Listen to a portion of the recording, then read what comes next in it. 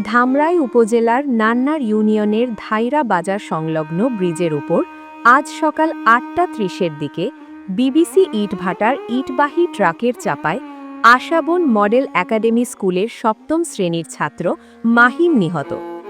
এখানে এই অবৈধ ইটভাটার বেপরোয়া ট্রাক এবং মাটিবাহী ট্রাকের কারণে প্রায় দুর্ঘটনা ঘটছে।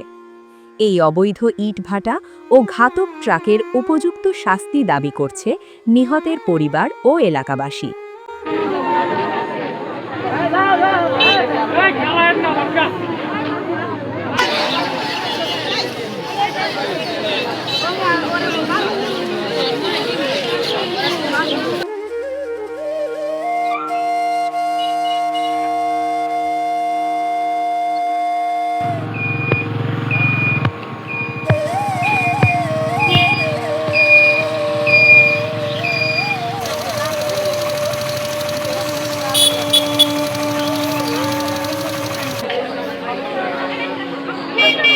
Oi, Joshua, oi!